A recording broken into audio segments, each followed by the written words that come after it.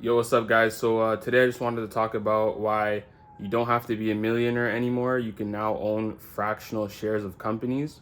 You can also own digital media as well. So, let's get right into it, guys. So, back in the day, to actually own these, companies, you had to have capital.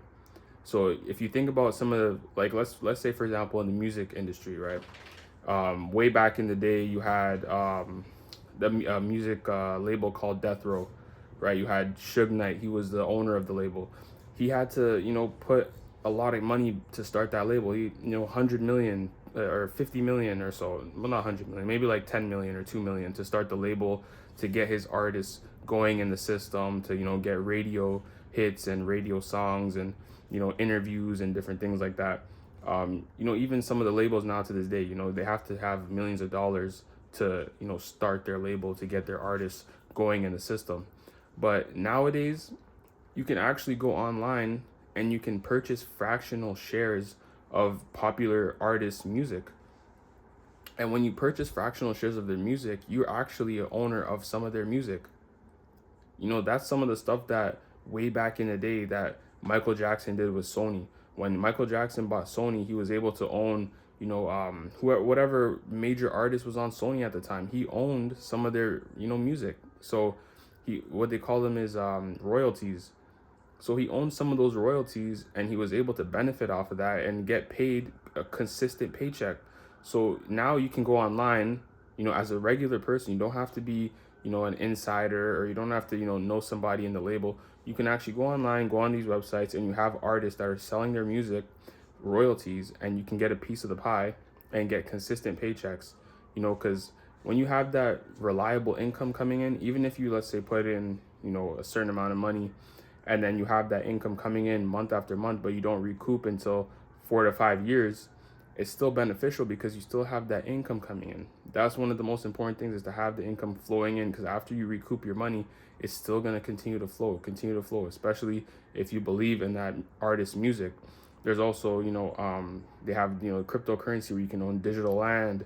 You can own pictures. There's artists that are selling pictures that, people repurpose. So there's different websites, right, where you sometimes people need pictures for, let's say, their blog, or they need like b-roll, for their videos on YouTube. Other people copyright these videos and they release them, and then you have other people purchase the rights to their footage.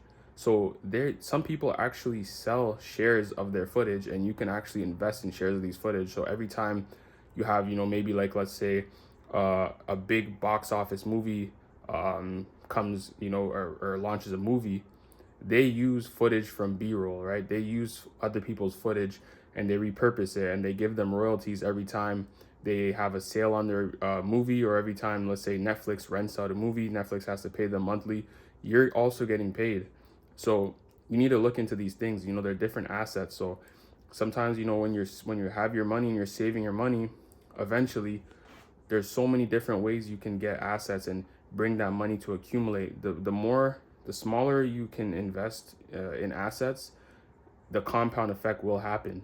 After like 4 to 5 years, after you've been investing in assets that you actually did your research on, and that you have a historically long-term return on investment, you're going to have that compound effect working for you. And over time, you're going to be making, you're going to see the money coming in, the checks coming in constantly. So it's very important to look at these different things, buying fractional shares, guys. So this is something that, is it's not new, but it's being accessed now to the public, because sometimes before it was more insider trades and insider deals, and, even startups, like, you had to, I guess maybe in the 90s, you probably had to be in Silicon Valley to invest in startups, and, things like that. Now you can invest in startups online. There's different websites, and there's people starting businesses who want investors. And if you invest your money, you believe in the business idea, you believe in the CEO, you believe in the people and their long-term vision, you invest some money. 5, 10 years down the line, that business goes up, and then you start accumulating some of the benefits from that business, blowing up. So if you take your time, do your research. If you have free time, go on some of these websites. Just type in music royalties, purchase music royalties on Google, or purchase royalties of any kind of art or whatever it is. These are things that you can actually look at on your free time. Also renting out your, if you have a vehicle, renting out your vehicle on the weekend.